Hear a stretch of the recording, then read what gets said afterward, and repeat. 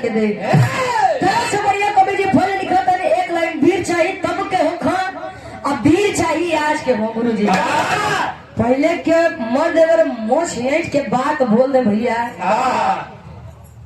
एक हम बेलवरिया गीत गा रहे हमरे कवि जी लिखे रहे कहे पहले के मर्द मोछ हेट के बात बोले जज्बाती अब के मर्द मोछ मुंडा हो गए तनिको शर्म नहीं आती। मोछा चार प्रकार के होते डब्लू गुरु जी पहले नंबर पे उच्च मोछ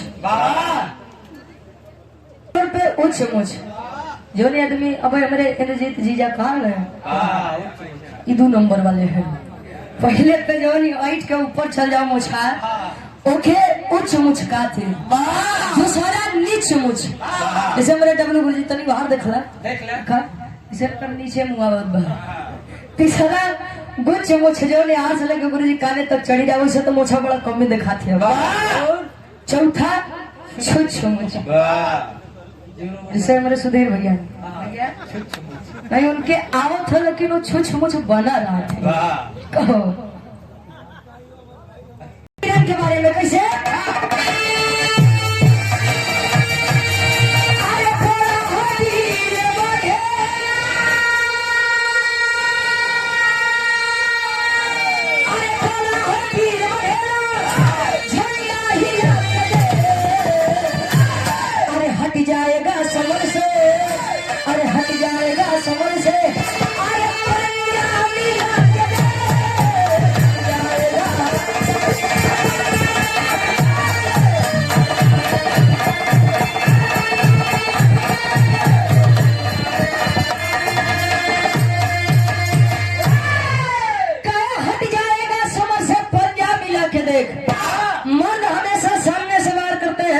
पीठ पीछे वार करें।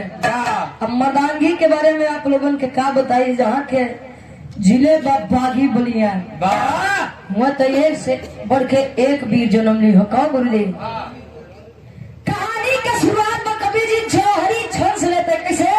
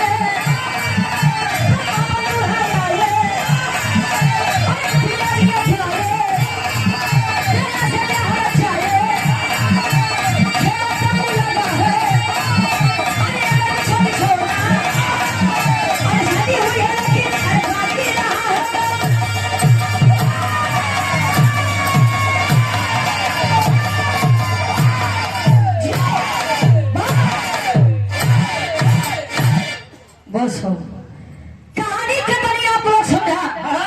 आशा में पूरा विश्वास बा कहानी शीशा के जैसा साफ हुई। पृथ्वीराज चौहान दिल्ली सल्तनत को संभाले बैठे हुए हैं राजगद्दी पर। पृथ्वीराज चौहान की एक बेटी जिसका नाम बेला बताया गया और एक बेटा जिसका नाम ताहर बताया गया। ताहर बेटी बेला सयानी हुई, आल्हा उदल के चचेरे भाई ब्रह्मा के संग विवाह हुआ। पहले के समय में शादी ब्याह हो जाए तो गौना कुछ दिन बाद जाए। गोविंद भैया ढेर दिन बाद मुलाकात बाबा। हाँ प्रयागराज जावे करी। हाँ पहले के समय में शादी विवाह हो जाए तो गौना कुछ दिन बाद जाए। 3 साल 5 साल 7 साल 9 साल 11 साल 13 साल 15 साल 17 बस ऐसे तो बुढ़ोती आ जाए भैया। तो जब गौना के दिन रखा है तो दुल्ही बेचारी बड़ा डरा है।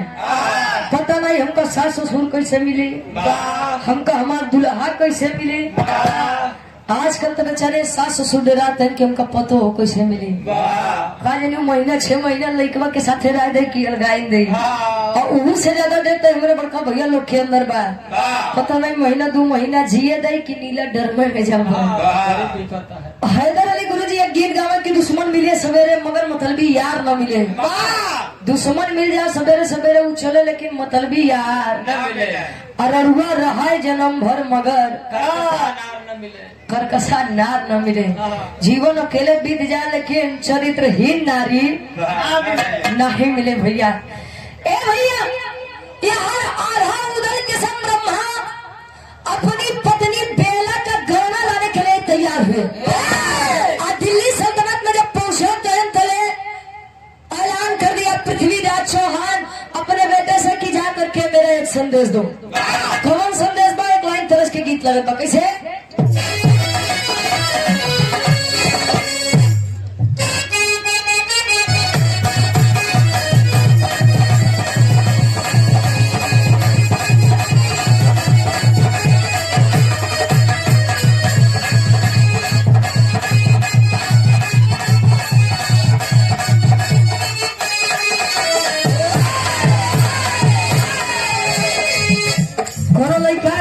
भाई के प्रति बड़ा प्रेम रहे।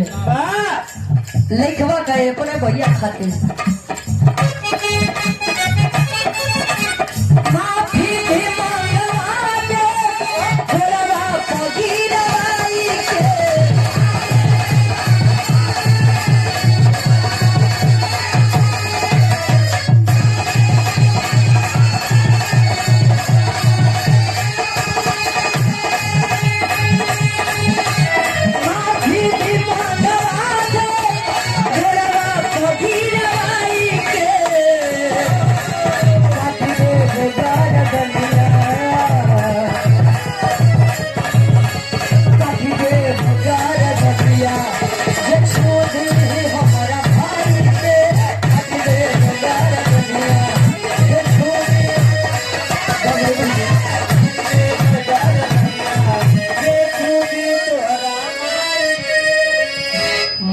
नहीं भाई के वो उजान बेचारो हमारे मम्मी के लौता देवर ऐसा है जब उनके माना थे।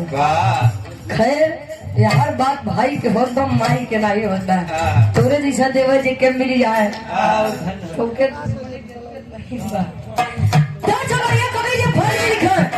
पृथ्वीराज चौहान का बेटा ताहर अपने जीजा ब्रह्मा के सामने ऐलान करे। ऐलान करे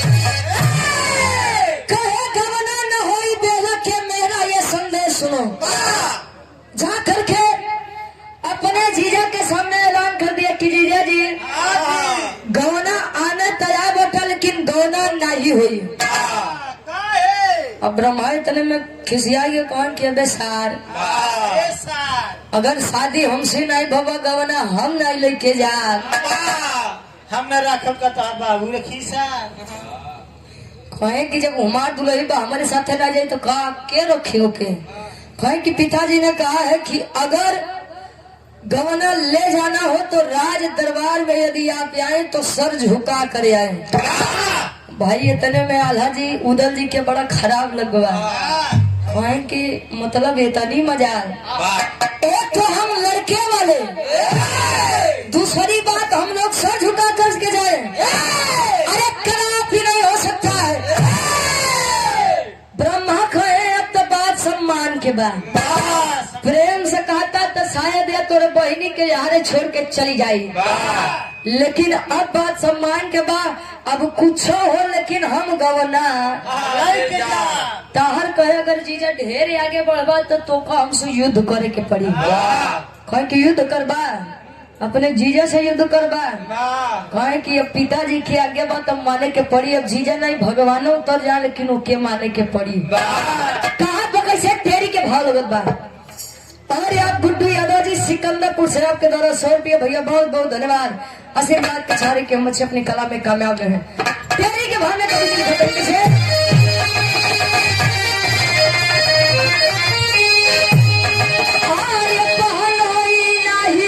सरवा ए भैया बहनोई नहीं छीने सरवा अपने हाथ से धोया बहिनी के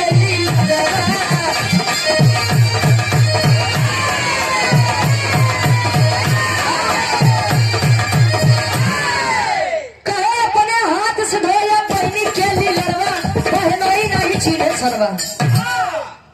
बहनोई के कही है बेला के पति के यानी कि ताहर के जीजा के असार के कोई है बेला के भाई के। अच्छा जब आमने सामने दोनों लोग लड़ते हैं एक तरफ ब्रह्मा और एक तरफ पृथ्वीराज चौहान का बेटा ताहर युद्ध होते करते डब्लू गुरु जी जब ताहर समझ गया कि अब मैं इनसे नहीं जीतूंगा। गीता में भी लिखा गया है कहीं कहीं मारे वीर तो कहीं कहीं भागे वीर। जहाँ बल न कामयाब है वहाँ छल का इस्तेमाल कर लीजिए। जान गया कि अब मैं इनसे नहीं जीतूंगा। अगर ढेर उत्तपात हमारी मचौके तो हो सका था कि ताहर के जगह हमारे मुड़ी हमारे बाबू के चरण लगे पहुंच जाए। धोखा करता अपने बहनोई के संगे एक शब्द बंदिश का थी चौक के भाव लगे कैसे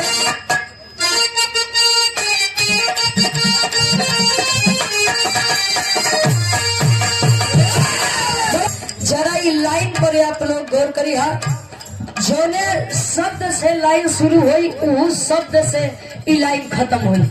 एक पुरानिया कथा दादा शब्द बंदिश कहा कैसे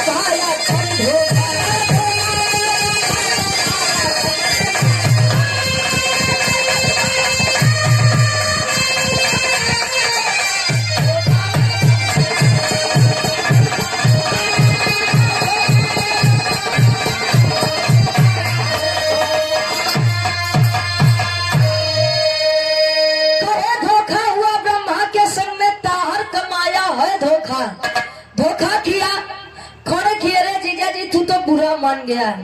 अरे राजू तू तो बुरा मान गया। खाए काहे हो? अबे तो बड़ा सार लगत रहा उछरे लड़बा। अब का बात बा? क्यों तो हम खाली देखत रहे कि हमारे बहन के ऊपर कबो दुख मुसीबत आई तो तू ओके सेवा ओके सम्मान के रक्षक कर सकता है कि नहीं कर सकता? कहे तब कहे पास है। चलिए पिताजी आपकी राह देख रहे हैं। चला है लेकर के और आ करके धोखा किया है अपने जीजा के संग, पीछे से खंजर चुभाया है। धोखा करके अपने बहनोई को तो मार दिया, लेकिन धोखा करके अपनी जान की रक्षा किया था पृथ्वीराज चौहान का बेटा ताहर। एक बार मैं फिर बता दूं कि वीर वाह होते हैं जो सामने से वार करते हैं, ना कि पीठ पीछे वार करें। जब पीठ पीछे वार करो तो डब्लू गुरु जी बुके इनके भाषा में का थे आप लोग जाना। ए भैया यहाँ बेला बेचारी 16 श्रृंगार करके बैठी है अपने कक्ष में, आराम कर रही है। और हमारे बड़े भाई जीके म्यूजिक के डायरेक्टर साहब, हमारे बड़े भाई गोविंद भाई, बड़ा सम्मान मिलता है, बड़ा प्यार मिलता है, दुलार मिलता है। और लक्ष्मी म्यूजिक के मलिकार साहब, आपको 100 रुपया बहुत बहुत धन्यवाद। खबर पहुंची है कि बेटी बेला अरे किसके लिए 16 श्रृंगार कर रही है? कोई उमार सैया जी आओ तो हम खल ही जाए। आज पहली बार दीदार हुई, अपने सैया जी से मीठ बात बतियाई। कहीं किए लिखी तो नहीं पता कहीं का कहीं किए रे तेरे पति को मौत के घाट उतार दिया गया। कौन उतारा? किसके अंदर इतनी जान है? लड़किया के जब पता चलत बा कि मौत के घाट मेरे पति को उतारने वाला और कोई नहीं बल्कि मेरा ही सगा बड़ा भाई है। सोचिए संसार में अगर सत्यता देखा जाए तो हम लड़कियों का उसके पति के अलावा इस संसार में कोई नहीं होता है। भैया अगर पति मानत बा जानत बा तो नैहरों में इज्जत हो या ससुरों में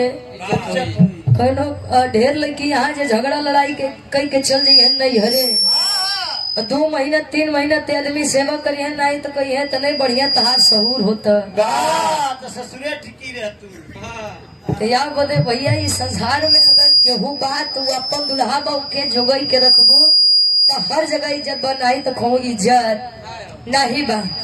ए भैया यहाँ लड़की सोचिए जो 16 श्रृंगार करके अपने स्वामी की अपने पति की राह देख रहे हो और अचानक से उसे यह पता चले कि मेरे पति को मौत के घाट उतार दिया गया है, उस लड़की पर क्या बीतेगी? रोवत बोले कि विवाह के आखिरी तरज लगत बा फिल्मी दुनिया वाले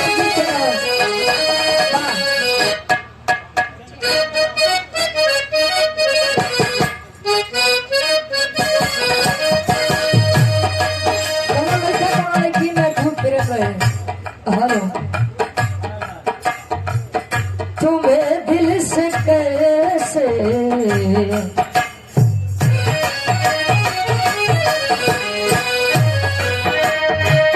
तुम्हें दिल से कैसे जुदा हम करेंगे, तुम्हें दिल से कैसे जुदा हम करेंगे।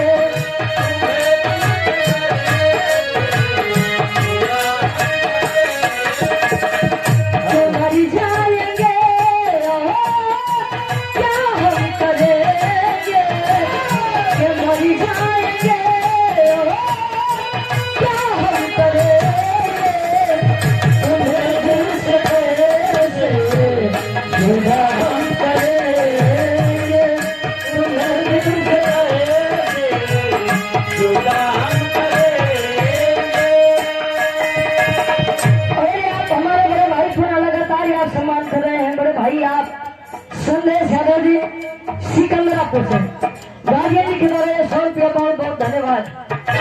रो रही है वाले की जुर्म देख करके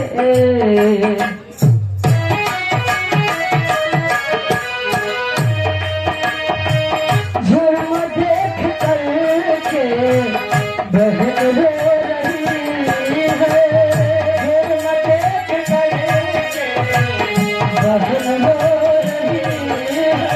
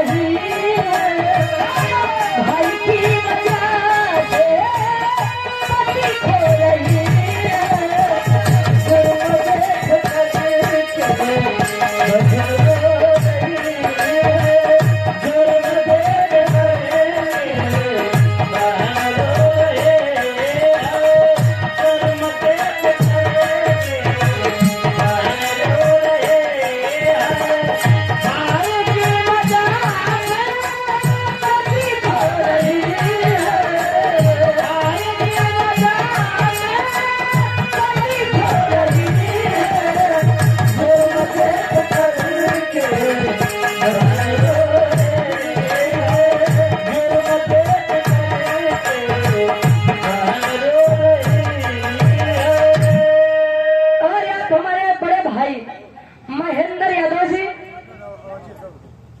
नरेंद्र यादव भाई हमारे भाई की वजह से पति खो रही है, जुर्म देख करके बहन रो रही है। आखिर क्या गलती थी मेरी जो आप लोगों ने केवल अपने सम्मान, अपनी झूठी शान के लिए मेरे पति को मौत के घाट उतार दिया। अरे हर वर्ष मैं आपकी कलाई पर राखी बांधती थी, इसलिए क्योंकि आप हमेशा मेरी रक्षा करेंगे। रक्षा तो दूर की बात, आपने तो मेरी हंसती खेलती दुनिया बसने से पहले ही मुझसे छीन लिया। अरे जो इंसान मेरे पति को मुझसे दूर कर दे, अरे वो मेरा भाई नहीं हो सकता। और जो इंसान मेरे पति को मारने की आज्ञा दे दे, वो मेरा पिता नहीं हो सकता। ये हमारा भारत देश कभी भी किसी चीज में आगे, किसी से कभी भी किसी चीज में पीछे नहीं गिरा था। अब आज के बाद ये अलग गुरु जी, बाहर नारी शक्ति पति का बदला लेने के लिए ठानी है कि कुछ भी हो, लेकिन मैं अपनी पत्नी की बदला जरूर लूंगी, पति की मृत्यु का बदला जरूर लूंगी। कौन भाई और कौन पिता, खड़ी हुई है बेला पापड़ के भाव में कवि जी लिखा करत बाकी से।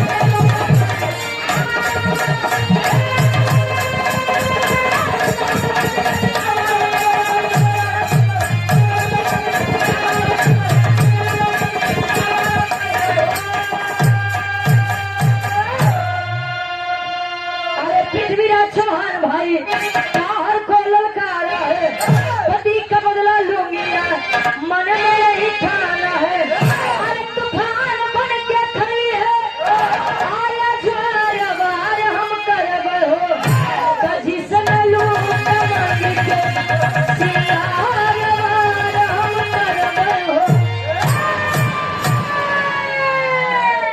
खड़ी हुई और अपने भाई की तरफ दौड़ी है जब जान लेने के लिए।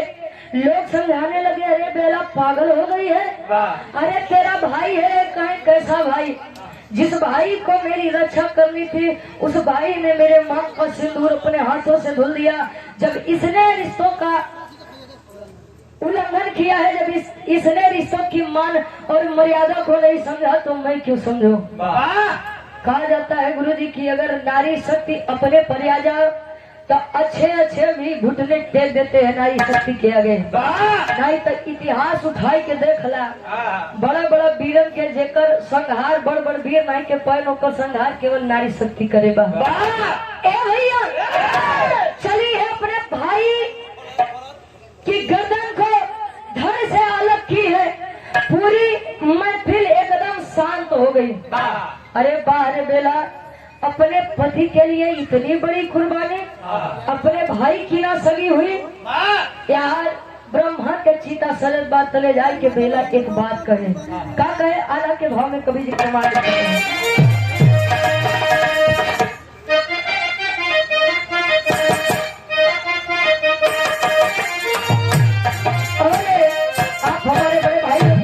मोहताज नहीं है, लगातार सम्मान कर रहे हैं। संदेश यादव भाई हमारे सिकंदरापुर शहर के द्वारा पुनः ये 200 रुपए का सम्मान, बहुत बहुत धन्यवाद। आशीर्वाद के चारे के बच्चे अपनी कला में कामयाब रहे। आल्हा के भाव में कवि जी प्रमाण लिखा था कैसे, अरे चितवा सजाए रानी कोई तैयारिया कोई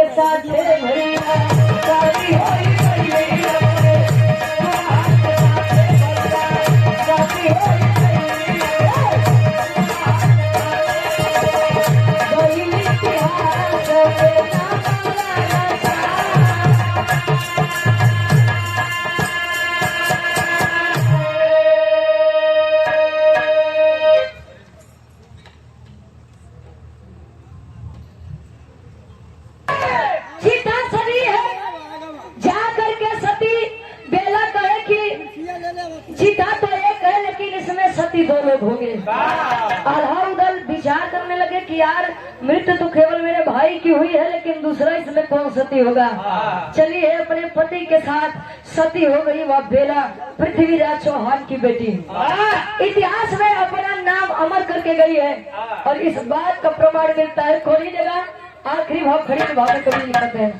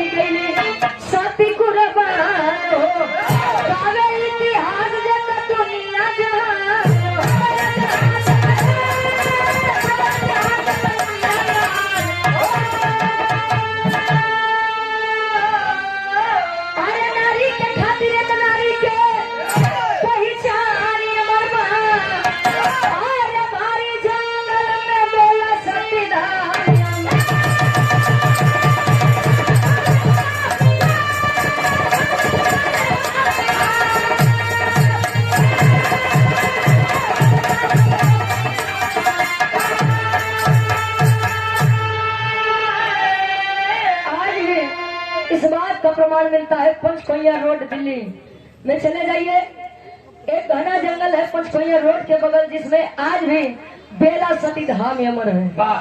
जे दुल्ही आजकल दूसरे के चक्कर में गुरुजी अपने दुल्हन के काटत मारत है। उनके बड़े सीख बा कि अगर अपन दुल्हा बा तो सब कुछ बा, अगर नहीं बा तो कुछ हो नहीं बा। आखिरी में खानदान के परिचय बा। गुरु बिहारी गुरु रामलाल गुरु